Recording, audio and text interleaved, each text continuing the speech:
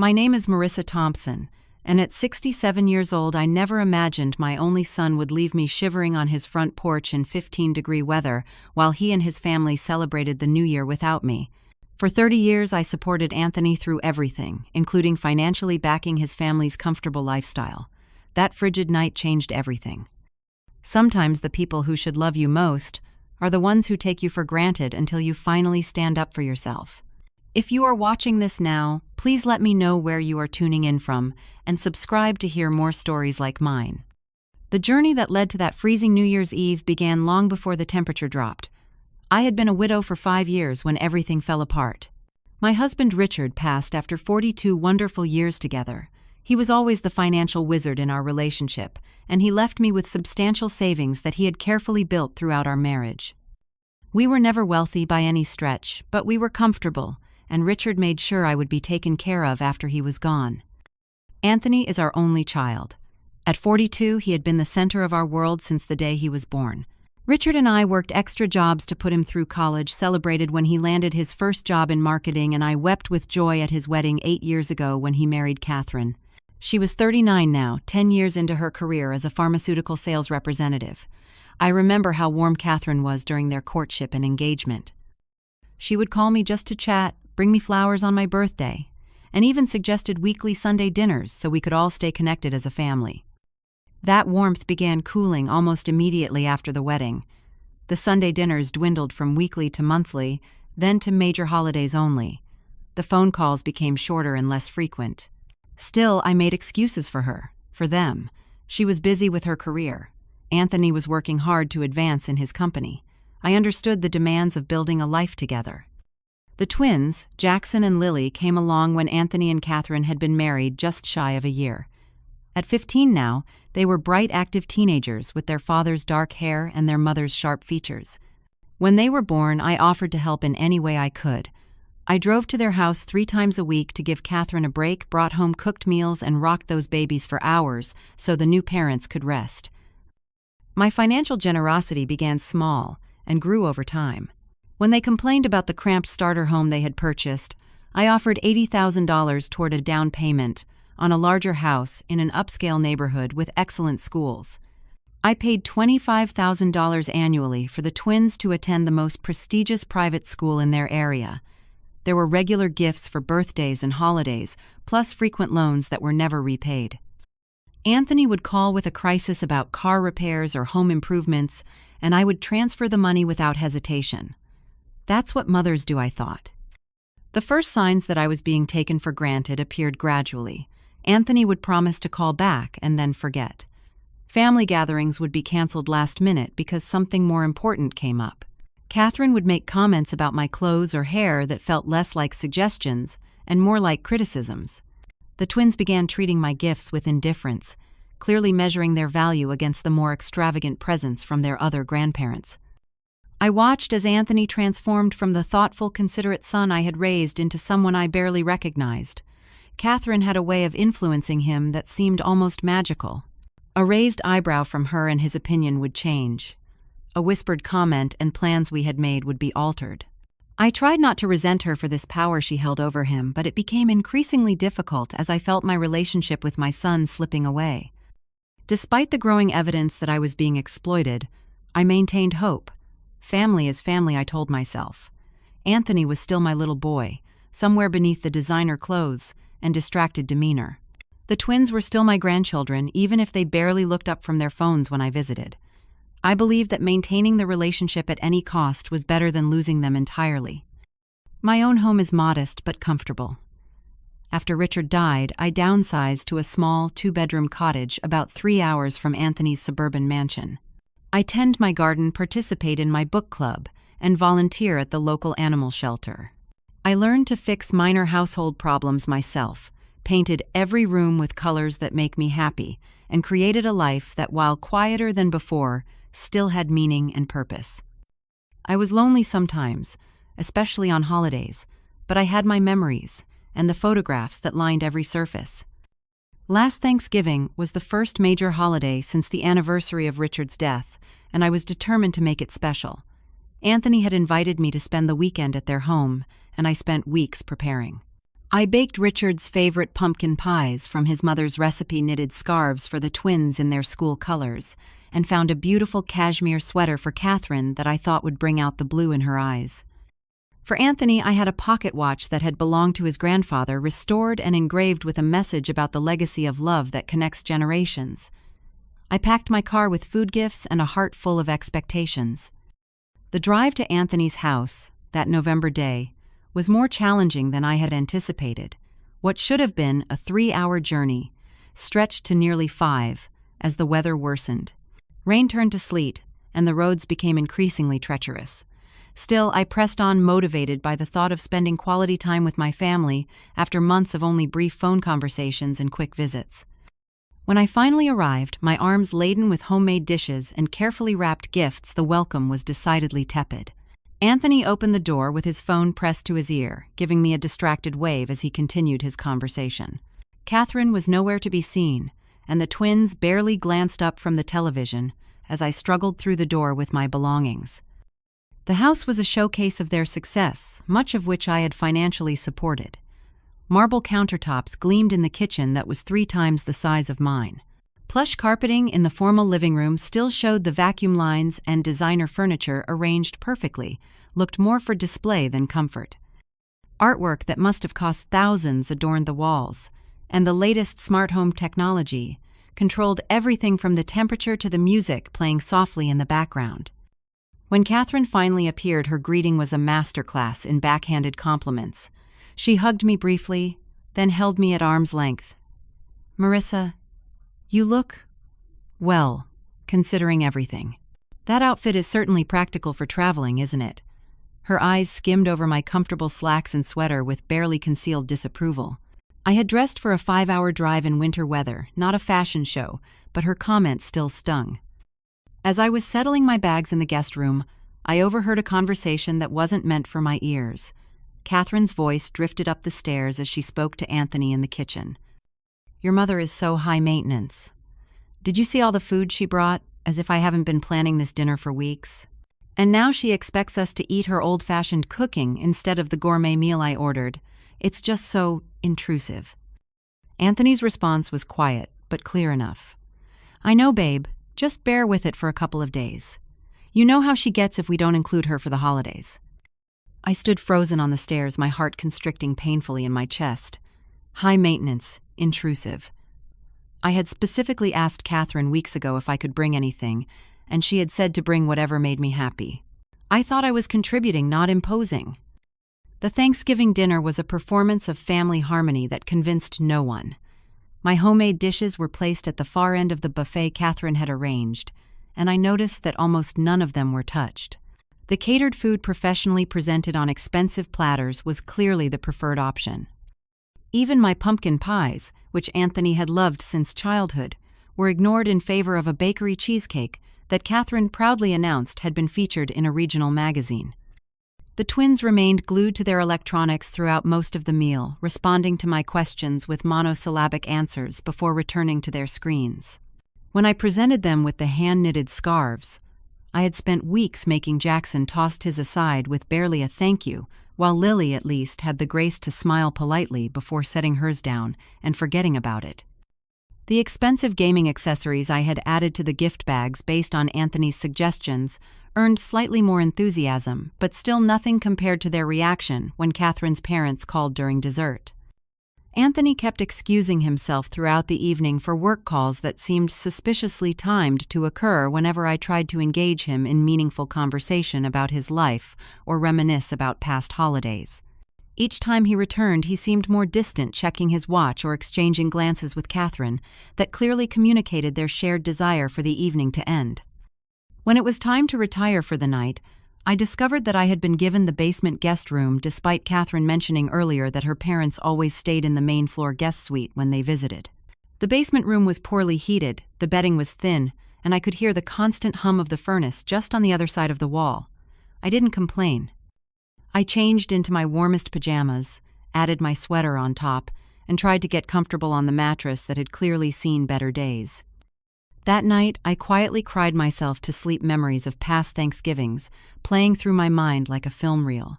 I remembered Anthony as a child helping me set the table with such concentration, his little tongue sticking out the side of his mouth as he carefully placed each fork.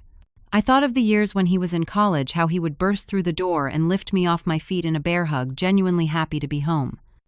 I wondered when and how things had changed so dramatically, and whether I had somehow failed as a mother to raise a son who valued family connections above material success. The next morning I came upstairs to find the family dressed and preparing to leave. Catherine informed me that they had made breakfast reservations at an exclusive restaurant in town, a tradition with friends that they had forgotten to mention. They invited me along with obvious reluctance, and I declined, saying I would make myself something simple at the house. The relief on Catherine's face was unmistakable. By early afternoon, I had made the decision to cut my visit short. I packed my bags and told Anthony that the weather reports were concerning and I wanted to get home before dark. He made a token protest, asking if I was sure I needed to leave so soon, but neither he nor Catherine tried very hard to convince me to stay. The twins were out with friends and didn't even return to say goodbye. The drive home was quiet, just me and my thoughts on the increasingly slippery roads. I questioned whether I was being overly sensitive or if my son and his family truly had become as cold and disconnected as they seemed. I wondered if Catherine had always been so dismissive of me, and I had simply been too blinded by hope to see it. Most painfully, I confronted the possibility that Anthony, my only child whom I had loved fiercely every day of his life, had become someone who saw me as an obligation rather than a beloved parent. As Christmas approached, I received a text message from Anthony, inviting me to stay for a week over the holiday. My first instinct was to decline. The memory of Thanksgiving was still raw, and the thought of enduring more subtle humiliations made my stomach clench. But the alternative was spending Christmas alone in my cottage, looking at photographs of happier times and missing Richard with an intensity that still took my breath away 5 years after his passing. I debated with myself for days. I sought advice from my closest friend Martha, who had known Anthony since he was a baby. She encouraged me to give them another chance, suggesting that perhaps Thanksgiving had been affected by work stress or other factors I wasn't aware of. I wanted to believe that was true. I wanted to believe in the family I had once had. In the end, hope won out over self-protection. I accepted the invitation and immediately began shopping for Christmas gifts. Despite my limited income, I spent lavishly. For the twins, I purchased the latest smartphones they had been hinting about for months, emptying a significant portion of my savings account to do so. For Catherine, I found an expensive designer handbag that I had heard her admiring on a previous visit. And for Anthony, I commissioned a custom painting of our old family home where he had grown up and where so many happy memories had been made. The journey to their house 2 days before Christmas was harrowing. A winter storm had moved in, dropping 8 inches of snow overnight, and the roads were treacherous. Twice I considered turning back, but the thought of disappointing the family kept me going. It took nearly 7 hours to make the usual 3-hour drive, and by the time I arrived, I was exhausted and frazzled. What greeted me when Anthony finally answered the door was not at all what I had expected.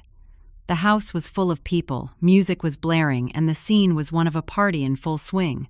Catherine's parents, her 2 sisters, and their husbands, plus at least a half-dozen other relatives I had never met, were scattered throughout the house. Catherine appeared from the kitchen, a glass of wine in hand, and explained with a dismissive wave that they had decided to host her extended family for the holidays, but had forgotten to mention it when they invited me. "We're a bit short on space with everyone here," she said, not quite meeting my eyes.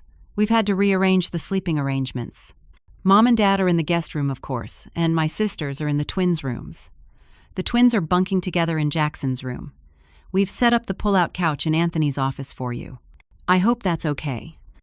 It wasn't okay. The office was small, directly off the main living area where people were still socializing loudly at 11 o'clock at night. The pull-out couch was ancient with a thin mattress and springs that dug into my back. But I smiled and thanked her, determined not to cause a scene or give her any reason to label me as difficult. Over the next few days, the preferential treatment of Catherine's family became increasingly obvious and painful. Her parents were seated at the head of the table at every meal, served first, and consulted on all plans. They were included in every outing, from shopping trips to a visit to a holiday light display that I learned about only after they had returned.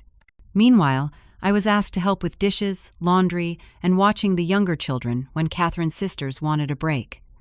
On Christmas morning, I watched with a heavy heart as my carefully chosen gifts were opened with minimal enthusiasm.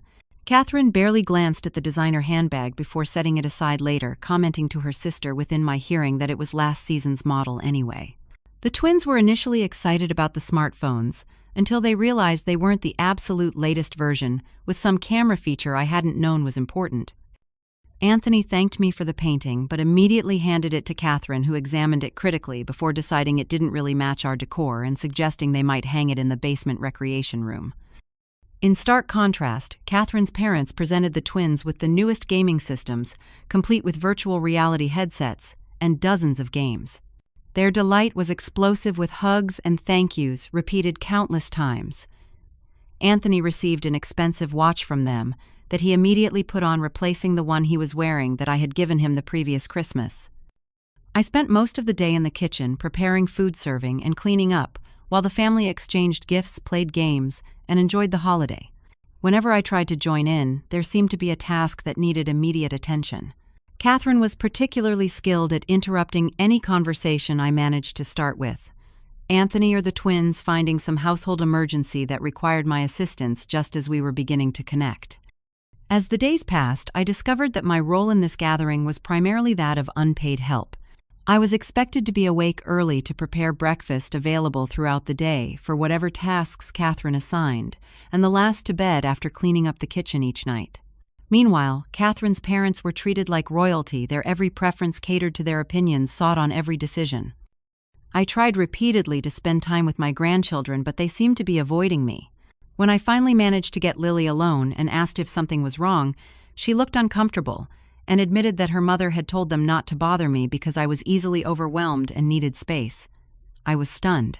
I had come specifically to spend time with them, yet Catherine had deliberately created distance between us. One afternoon, I walked into the den to find the twins showing off their new gaming systems to their cousins. They were excitedly explaining how their mother's parents had gotten them the absolute best setup possible, because Grammy and Grandpa always know exactly what's cool. Jackson added loud enough for me to hear, unlike some people who are totally out of touch, followed by a significant look in my direction. The other children laughed, and even Lily, who was usually more sensitive, didn't defend me. That evening, Catherine announced that she and Anthony were taking her parents and sisters to a special dinner at an exclusive restaurant to thank them for making the holiday so special. The twins would be going to a friend's house, and I was asked to stay behind to watch Catherine's sister's children. There was no acknowledgement that I was being excluded from a family event, no pretense that this was anything other than a deliberate choice to leave me out.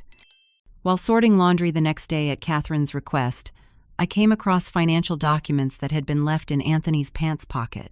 They detailed extravagant expenditures on luxury items, vacations, and home renovations, totaling far more than I knew his salary could support. This discovery came just 2 weeks after he had called me, asking for $6,000 to cover unexpected medical expenses for Lily Money, which I had provided immediately and without question. Piece by painful piece, I was assembling a complete picture of my place in this family. I was not a beloved mother and grandmother. I was a resource to be tapped when needed and ignored when not. I was free childcare, free household help, and an open checkbook. The realization settled over me like a physical weight, making it difficult to breathe or sleep or pretend that everything was fine. New Year's Eve arrived, and with it came a glimmer of hope that things might improve. Catherine's extended family had finally departed 2 days earlier, and the house felt calmer. Anthony mentioned at breakfast that they were planning a party that evening, and for the first time in days, he specifically said I was included in the celebration. "It'll be fun, Mom," he said briefly, sounding like the son I remembered. "Just a few close friends, some good food, champagne at midnight, a nice way to start the new year together." I spent the morning helping Catherine prepare food for the party, encouraged by her seemingly improved mood. She actually asked my opinion on a few appetizer recipes and appeared to listen when I made suggestions. I began to wonder if I had been too harsh in my assessment of the situation. Perhaps the stress of hosting so many people had affected everyone's behavior, and now that it was just our immediate family again, things could return to normal. Around 11 in the morning, Catherine handed me a list of items she needed for the party. The list was extensive, requiring visits to at least 3 different stores, but I was happy to help. The weather had turned bitterly cold overnight, with temperatures dropping to 15 degrees. and light snow beginning to fall. But the main roads had been cleared, and I felt confident in my ability to complete the errand safely. "Take your time," Marissa Catherine said, as I bundled up in my heaviest coat, scarf, and gloves. "We won't really start setting up until late afternoon anyway." I returned earlier than expected, finding all the stores less crowded than anticipated due to the holiday and worsening weather. As I approached the kitchen door with arms full of groceries, I heard voices inside. The family was gathered around the island, speaking in low tones. I paused, not intentionally eavesdropping, but catching Catherine's words clearly through the door. "We need to talk to her about the house renovations soon," she was saying. "The contractor needs $50,000 as a deposit to hold our place in his schedule for spring." Anthony's voice responded, "I'll handle it. Mom's always good for it if I tell her it's important. She never asks too many questions." Catherine laughed, a sound that held no warmth. "That's because she's so desperate to be needed. It's almost sad how easy at Island. A little guilt trip about the twins needing something, and her checkbook comes right out." "Did you see what she got me for Christmas?" Jackson's voice now high with adolescent disdain. "A smartphone that's practically ancient history. Grammy and Grandpa got me what I actually wanted." "Well, your grandmother is pretty out of touch," Catherine replied. "But her money still spends, so we put up with the neediness and the constant hovering." Anthony's next words froze the blood in my veins. "Catherine thinks we should look into assisted living options for her soon. She's getting older, and that house of hers is worth a decent amount. If we had power of attorney, we could make those decisions for her and finally access the rest of Dad's money that she's been sitting on." "Is she really that bad off?" This was Lily's voice, sounding uncertain. "No," Catherine said dismissively, "but doctors will write up anything if you tell them your elderly parent is becoming forgetful and unsafe living alone. It's for her own good anyway. And ours." The laughter that followed included all of them, even Lily. I stood there, grocery bags growing heavy in my arms, ice forming in my heart to match the frigid air around me. These people, my family, were planning to declare me incompetent and take control of my assets. They were discussing it casually over morning coffee, laughing about it, involving the children in their scheme. I must have made a noise because suddenly the kitchen went silent. I took a moment to compose myself, then pushed through the door with a smile fixed firmly on my face. The guilty looks that greeted me confirmed what I had heard. Catherine recovered first, jumping up to take some of the bags from my arms with exaggerated concern. "Marissa, you're back so soon. We were just discussing the party tonight." I said nothing about what I had overheard. I simply nodded and began unpacking the groceries, my hands shaking slightly, but my resolve hardening with each passing minute. These people were not just taking advantage of my generosity. They were actively plotting against me. Around 1 o'clock, Anthony announced that they needed to pick up a few last-minute items for the party and make some final arrangements with friends who were helping host. They would be back within the hour he promised, and then they would all get ready for the evening together. "Just relax, Mom," he said, patting my shoulder condescendingly. "We've got everything under control. We'll be back before you know it."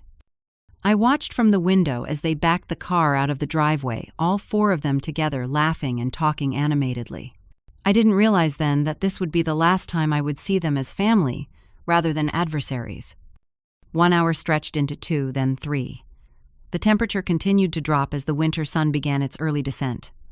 I tried calling Anthony's cell phone repeatedly, but each call went straight to voicemail. I sent text messages that showed as delivered but remained unanswered. The house grew quieter and colder as the afternoon waned. At 4:30, I decided to step outside and check if there was any sign of them returning. To my shock, I discovered that the front door would not open, nor would the back door or the door from the kitchen to the garage. Somehow they had all been locked securely, possibly through the smart home system that I did not know how to operate. I tried the security code that Anthony had given me when I arrived, but the keypad flashed red, indicating the code had been changed. With growing alarm, I realized I was locked out of the house in 15-degree weather, with the temperature still falling and night approaching. My coat was inside. My purse containing my car keys, phone, and wallet was inside. I was wearing only a light sweater, jeans, and slip-on shoes, having stepped out expecting to immediately return. The biting cold cut through these inadequate layers, instantly numbing my fingers and sending painful shivers through my entire body. I pounded on the doors, hoping that perhaps they had returned and were inside, unable to hear me for some reason. I shouted until my voice grew hoarse.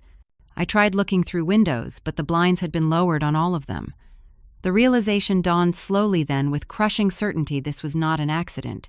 They had left me outside deliberately, knowing the dangerous temperatures, and that I had no way to call for help or get to safety. The homes on either side of Anthony's were dark, the neighbors likely away for the holiday. I huddled on the front porch, trying to shelter from the wind, watching my breath form clouds in the frigid air. My fingers and toes lost feeling first, then parts of my face. I recognized the signs of early frostbite and hypothermia from winter safety courses I had taken years ago when Anthony was in Boy Scouts. The cruel irony of potentially dying from exposure outside my son's empty mansion was not lost on me. After what felt like an eternity of suffering, I saw lights come on in a house across the street. With the last of my strength, I made my way down the icy driveway and across the road. My legs were numb, and twice I fell on the slippery surface, adding bruises to my growing list of injuries. The woman who answered the door was elderly, perhaps even older than me. Mrs. Abernathy, I would later learn, had lived in the neighborhood for 40 years and knew everyone. She took one look at my blue-tinged lips and violently shivering body and pulled me inside without question. "Good heavens, what happened to you?" she asked, as she wrapped a blanket around my shoulders and led me to a chair by her fireplace. Through chattering teeth, I explained that I had been locked out of Anthony's house for over 3 hours in the freezing cold. I didn't share my suspicions about it being deliberate. I couldn't bring myself to speak those words aloud yet. Mrs. Abernathy immediately called the police and brought me hot tea, rubbing my hands and feet gently to restore circulation without causing damage to potentially frostbitten tissue. The police arrived just as headlights swept across the front window. Anthony's car pulled into his driveway and I watched through Mrs. Abernathy's window as my son and his family exited the vehicle, laughing and carrying shopping bags. They appeared completely unconcerned about my absence or welfare. The officer helped me across the street, supporting me as my partially thawed feet struggled to navigate the slippery pavement. Catherine saw us first, her expression shifting quickly from surprise to calculated concern. "Marissa, where have you been? We've been so worried." The performance was almost convincing, but the officer had already heard my account and seen my condition. Anthony rushed forward, his face a mask of confusion. "Mom, what happened? Why are you with the police?" "Your mother was found suffering from exposure and early hypothermia," the officer explained calmly. "She says she was locked out of your house for approximately 3 hours in 15-degree weather with inadequate clothing. Can you explain how that happened?" The excuses came quickly. They had told me they would be gone for several hours, not one. They thought I was napping in my room when they left. The smart home system must have malfunctioned and locked the doors. They had been shopping for party supplies and didn't hear their phones. Each explanation was plausible in isolation, but collectively formed a pattern of deliberate neglect that the officer clearly recognized. "Did anyone check to make sure Miss Thompson was in the house before leaving and setting the security system?" the officer asked pointedly. Silence greeted this question until Catherine offered weakly. "We assumed she was inside. She's been a bit forgetful lately. Perhaps she went for a walk and forgot her coat." The implication that my predicament was due to my own mental decline was the final insult. The officer, to his credit, did not accept this explanation at face value. He took statements from everyone, documented my physical condition with photographs, and provided information on filing charges if I chose to pursue that option. Without explicit proof of intent to harm, however, there was little he could do beyond filing a report and ensuring I was safe for the night. Mrs. Abernathy insisted I stay with her rather than return to Anthony's house. "I have a lovely guest room and I'd welcome the company for the holiday," she said, giving my son and his family a look of pure disgust. I accepted gratefully, allowing the officer to retrieve my belongings from Anthony's house under his supervision. As I settled into Mrs. Abernathy's comfortable guest room that night, physical pain from the cold exposure was overshadowed by the emotional agony of recognition. The family I had sacrificed everything for had not only stopped loving me, they had actively endangered my life. The calculation and cruelty required to leave an elderly woman outside in freezing temperatures was beyond mere thoughtlessness or neglect. It was a deliberate act that revealed the true nature of their feelings toward me. I lay awake that night, tears sliding silently down my face, mourning the loss of the family I thought I had. But beneath the grief, something else was taking root: determination. This would not be the end of my story. This would be the beginning of my stand against those who had abused my love and generosity for far too long. I returned to my cottage after the new year, declining Anthony's insincere invitation to stay longer. Mrs. Abernathy had been a godsend, caring for me for 2 days until I was physically recovered enough to drive home safely. She had also been a witness to Catherine's thinly veiled hostility and Anthony's obvious discomfort during the brief interactions when they came to check on me, clearly more concerned about potential legal consequences than my well-being. The 3-hour drive home gave me ample time to reflect on how completely I had deluded myself over the years. I had interpreted every slight as a misunderstanding, every hurtful comment as unintentional, every financial request as a temporary need rather than part of a systematic exploitation. I had wanted so desperately to believe in the family bonds that I thought were unbreakable that I had ignored all evidence to the contrary. My first day back home, I pulled out the photo albums that chronicled Anthony's life from infancy through college graduation. I studied the images of my smiling, affectionate little boy, trying to reconcile them with the cold, calculating man who had stood by while his wife suggested having me declared incompetent to access my assets. I traced the progression of photographs, noting the changes after his marriage to Catherine, the subtle shifting of his body away from mine in family photos, the smile that no longer reached his eyes when looking at me, the gradual transformation of his expression to match Catherine's perpetual look of barely concealed impatience. For decades, I had put my family first, often at the expense of my own needs and desires. I had worked extra shifts to pay for Anthony's college textbooks while wearing the same winter coat for 15 years. I had forgone vacations to help with the down payment on their house. I had dipped into my retirement savings to pay for the twins' private school tuition. And through it all, I had told myself that this was what love looked like: sacrifice without expectation of return. But what if that wasn't love at all? What if true love required reciprocity and respect? What if my enabling behavior had actually contributed to creating the entitled, ungrateful adults my son and his wife had become? And what kind of example was I setting for my grandchildren, who were learning that it was acceptable to treat an elderly parent as nothing more than a financial resource? These questions haunted me as I began researching financial abuse of elderly parents. What I found was disturbing but enlightening. The statistics showed that such abuse was far more common than reported, often perpetrated by adult children or their spouses, and frequently began with small boundary violations that escalated over time. The patterns described in the articles I read matched my experience with uncanny accuracy: isolation from other family members or friends, gradually increasing financial demands, gaslighting about mental competence, and ultimately attempts to gain control of assets through legal means, such as power of attorney or guardianship. Armed with this knowledge, I made an appointment with Harold Jenkins, the banker, who had handled my accounts for 20 years. Harold had known Richard well, and had occasionally expressed concern about the frequency of large withdrawals from my accounts over the past few years. When I explained the situation fully, including the New Year's Eve incident, his face darkened with anger. "Marissa, I've been worried about this for some time," he admitted. "The pattern of withdrawals looked like potential exploitation, but you always assured me the money was being used for legitimate family needs. Did you know that Anthony has been accessing your checking account online? There have been transfers that you didn't initiate in person?" This was news to me. Yes, Anthony had my online banking password for emergencies, but I had no idea he had been using it to make transfers without my knowledge. Harold showed me the transaction history, pointing out numerous withdrawals that coincided with luxury purchases I had seen at Anthony's home, but had never been told were financed with my money. My next stop was the office of Sarah Jenkins, a financial advisor recommended by Harold. Sarah specialized in helping older clients protect their assets and plan for long-term security. She spent 3 hours with me reviewing every aspect of my financial situation and helping me understand exactly how vulnerable I had made myself through years of unrestricted generosity. Based on the current rate of withdrawals and gifts, she said gently, you would deplete your entire savings within 4 to 5 years.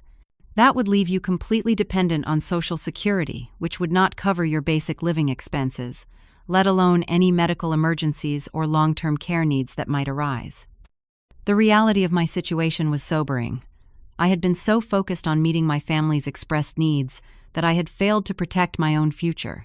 Sarah helped me develop a comprehensive plan to secure my finances and ensure my independence for the remainder of my life. From Sarah, I went to James Rodriguez, an attorney specializing in elder law.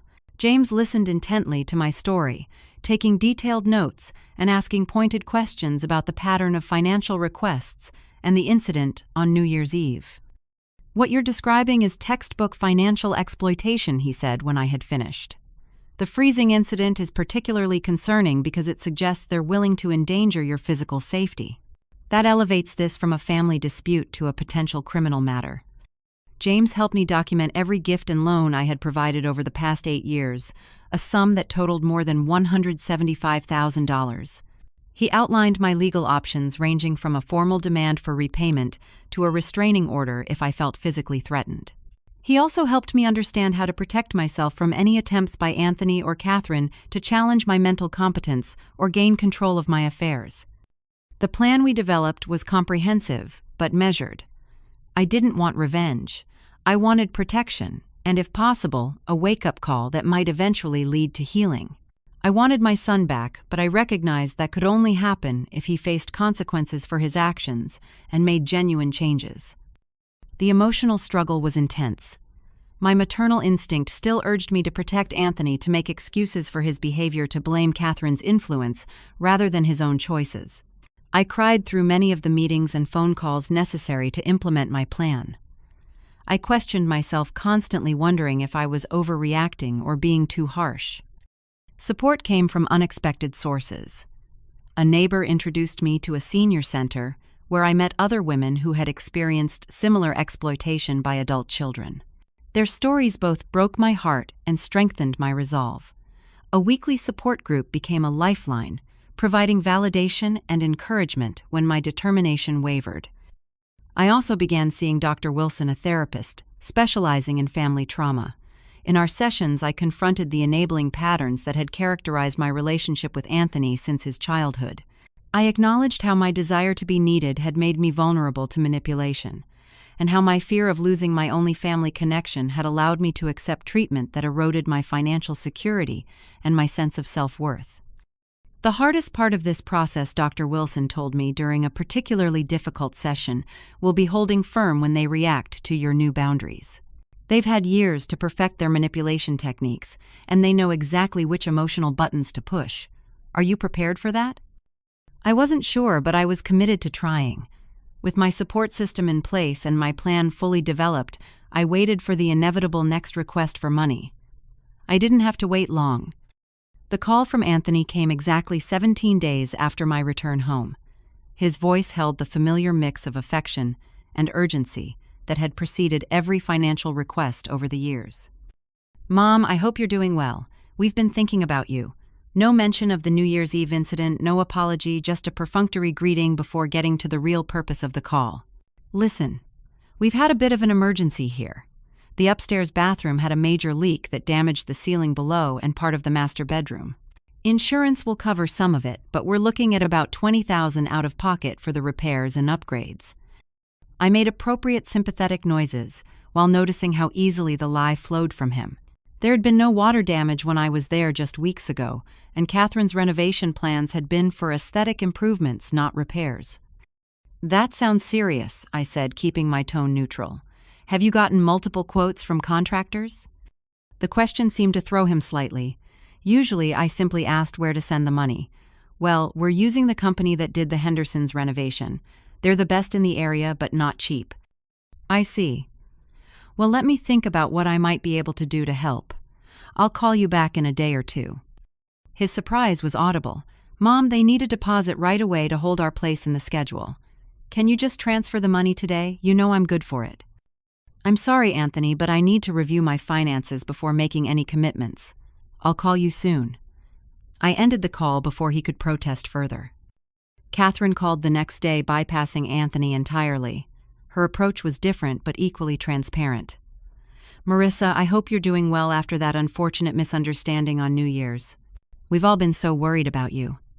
Her voice dripped with false concern. "I'm calling about the twins, actually." Their guidance counselor has recommended some specialized tutoring to prepare for college entrance exams. It's quite expensive, but of course we want to give them every advantage. How thoughtful of you to consider their academic needs, I replied mildly. What subjects do they need help with?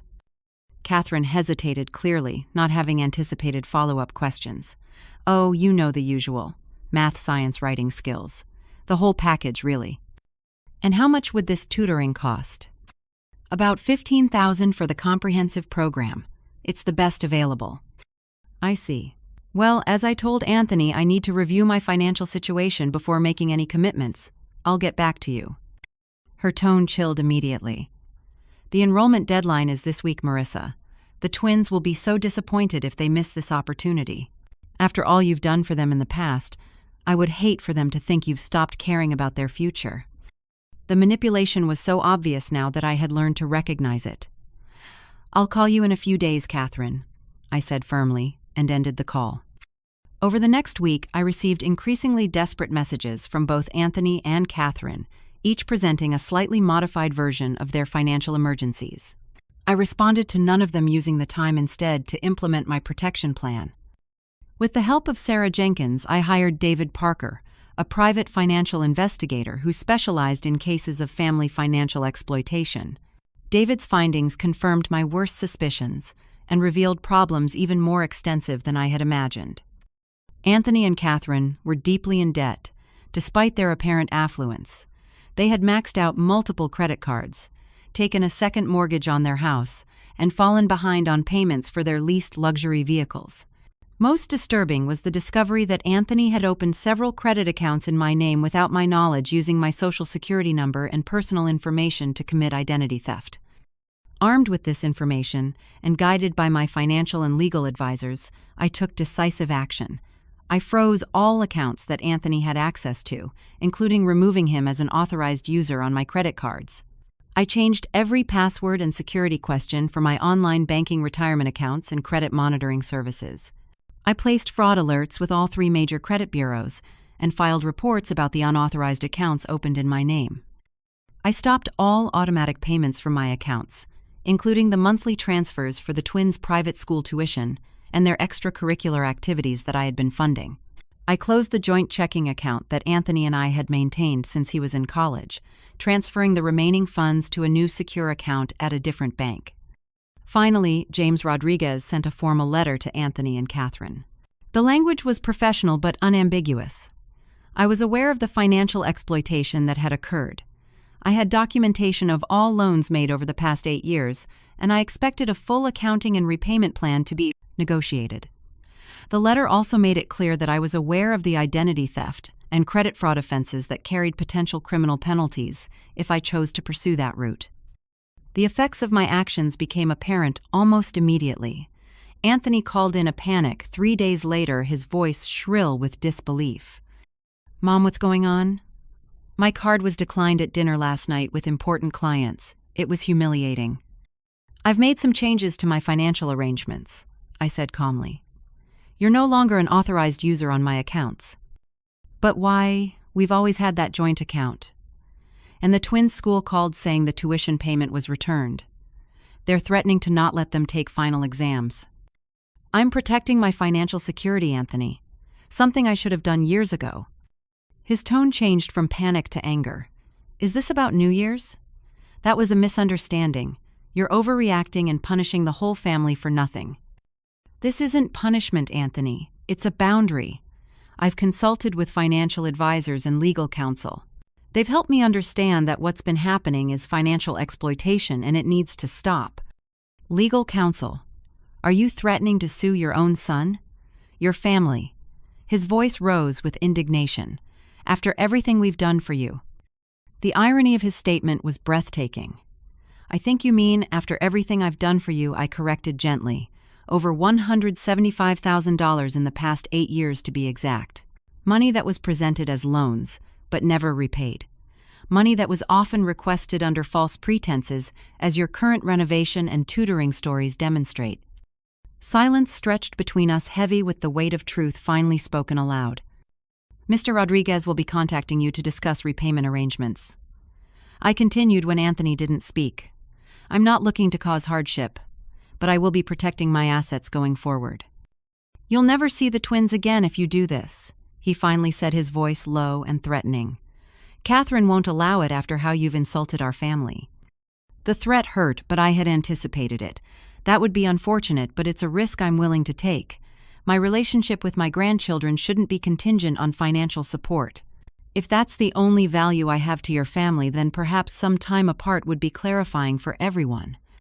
After Anthony's call came a hysterical one from Catherine, followed by separate calls from the twins. Jackson was entitled and angry, demanding to know why I was ruining his life by potentially forcing him to change schools.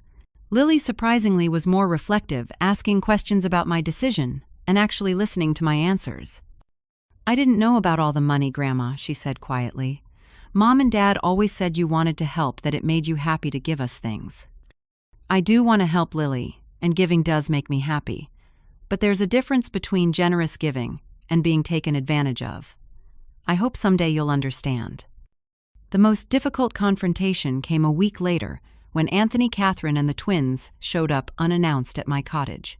I was grateful that James Rodriguez had insisted on installing a security system with cameras after learning about the New Year's Eve incident. I was able to see them approaching and prepare myself emotionally before opening the door. Catherine launched immediately into a practice speech about family loyalty and obligation, her voice carrying across the front yard. Anthony stood with his arms crossed, nodding in agreement. The twins hung back, Jackson scowling and Lily looking uncomfortable. I listened without interrupting, noting how Catherine's narrative portrayed them as victims of my sudden, inexplicable cruelty. When she finally paused for breath, I spoke calmly but firmly. I understand you're upset. This represents a significant change in our family dynamic, but my decision stands. I've spent years supporting you financially, at the expense of my own security, and in return, I've been manipulated, taken for granted, and recently physically endangered. That was an accident, Catherine protested, but her eyes slid away from mine as she said it. An accident that occurred after I overheard your conversation about having me declared incompetent to access my remaining assets, I replied evenly. An accident that left me with frostbite and hypothermia. Anthony at least had the grace to look ashamed, but Catherine pressed on.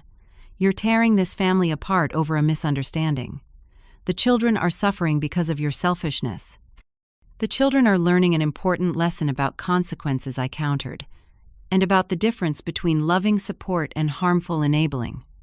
I hope you'll all reflect on that. The confrontation ended with Catherine dramatically declaring that I would regret my decision. Anthony making vague threats about legal action that James had already assured me had no merit, and Jackson refusing to even look at me as they left. Only Lily turned back, giving me a small wave that felt like the first genuine interaction I'd had with my family in years. In the weeks that followed, the full extent of my family's financial house of cards became clear. Without my constant influx of cash, they were unable to maintain the facade of affluence they had constructed. The leased luxury vehicles were repossessed. The private school announced that the twins would not be able to return for the spring semester unless the outstanding tuition was paid. Credit card companies began collection procedures. I maintained my resolve through it all, reminding myself that this painful period was necessary for any hope of genuine healing in the future. I wasn't abandoning my family. I was refusing to continue participating in a destructive pattern that harmed all of us in different ways. It was the hardest and bravest thing I had ever done. 6 months have passed since that frigid New Year's Eve that changed everything. Spring has turned to summer, and my life has transformed in ways I never could have imagined when I was shivering on that porch, feeling abandoned and betrayed by those I loved most. My days now have a rhythm and purpose entirely my own. Mornings begin with a walk through the neighborhood, often accompanied by Mrs. Abernathy, who has become a dear friend despite the geographical distance between us. She visits monthly, staying in my guest room and bringing me updates on the neighborhood that include inevitably news of Anthony's family.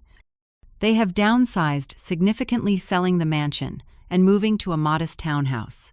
Catherine's parents, once so generous with expensive gifts, apparently lost interest in funding their lifestyle once my contributions ceased. The twins transferred to the local public school, an adjustment that was difficult for Jackson, but seemingly positive for Lily, who has discovered an interest in journalism through the school newspaper. 3 times a week, I volunteer at the senior center, helping other elderly individuals recognize and protect themselves from financial exploitation. The work is fulfilling and has connected me with a community of supportive friends who understand my experience without judgment. We celebrate holidays together, share meals, and provide the family connection that many of us have lost through estrangement or death. My weekly therapy sessions with Dr. Wilson continue, though we have reduced the frequency as I've made progress in healing the emotional wounds inflicted by years of manipulation. I still cry sometimes when we discuss Anthony mourning the relationship we once had and the one I had imagined we would have in my later years. But those tears are cleansing now, not debilitating. My financial security has been restored through careful management with Sarah's guidance. The money that once flowed freely to support my son's unsustainable lifestyle now provides for my needs and allows for modest pleasures like occasionally treating my senior center friends to lunch or contributing to causes I believe in. I have even established a small education fund for the twins that they can access directly when they turn 21, ensuring that Catherine and Anthony cannot intercept those funds. Anthony's journey from anger to recognition has been slow and incomplete. Our communication is limited to brief formal exchanges, usually through text messages or occasionally through James, who continues to oversee the repayment plan we established. The monthly payments are small, but consistent, more symbolic than substantive, but important nonetheless as acknowledgement of the debt, both financial and emotional. Catherine remains hostile, refusing any contact with me, and I suspect continuing to paint me as the villain in their family narrative. Her parents have apparently taken a similar position, which is unsurprising given their own role in creating the unhealthy family dynamic. The twins have taken different paths in their relationship with me. Jackson maintains his mother's stance, avoiding all contact and returning the birthday and Christmas cards I send without opening them. Lily, however, has begun reaching out independently now that she has her own phone, sending me pictures of her school activities and occasionally calling just to chat. These connections are precious to me, all the more so for being freely chosen rather than financially motivated. At my most recent birthday gathering, organized by my friends from the senior center, Lily surprised me by appearing at the door with a homemade cake and a card signed by her alone. It was the first time I had seen her in person since the confrontation 6 months earlier. She had come by bus without her parents' knowledge, determined to maintain a relationship with me despite the family rift. "I've been thinking a lot about what you said," she told me as we sat in my garden after the party.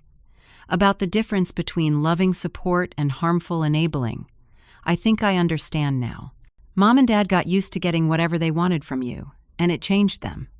Changed all of us." Her insight, remarkable for a 15-year-old, brought tears to my eyes. "It changed me too, Lily. I thought giving everything was the same as loving well. I was wrong." "I'm sorry about New Year's," she said quietly, looking down at her hands. "I knew they were leaving you outside. Mom said you needed to learn a lesson about interfering in our lives. I should have said something, done something. You were a child in an impossible situation," I assured her, taking her hand. "The adults were responsible, not you. Never you."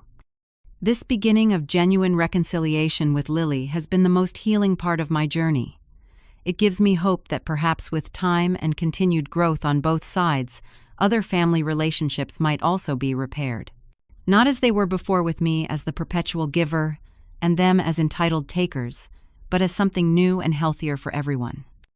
The greatest lesson I've learned through this painful experience is that true love requires boundaries. Allowing someone to exploit you isn't generosity, it's self-harm that ultimately damages them as well. By standing firm and requiring accountability, I gave my family the opportunity to develop integrity and self-sufficiency that my previous enabling had actually prevented. I don't know what the future holds for my relationship with Anthony. Some days I'm hopeful that the son I raised is still there beneath the years of entitlement and manipulation. Other days I accept that we may never fully reconcile, that the damage may be too extensive for complete healing. Either way, I am at peace with my decision to prioritize my own well-being after decades of putting others first. Financial security in my senior years is not selfishness, it's responsibility. Standing up against exploitation is not cruelty, it's courage. And sometimes the most loving thing you can do for someone who has become accustomed to taking advantage of you is to stop allowing it, even when that causes temporary pain for everyone involved. Have you ever had to make a difficult decision to protect yourself from people you love? How did you find the strength to follow through, especially when they resisted your new boundaries? Please share your experiences in the comments below. And if this story resonated with you, please like, subscribe, and share it with someone who might need to hear that it's never too late to stand up for yourself. Thank you for listening to my story, and remember that true family bonds are built on mutual respect, not financial dependence.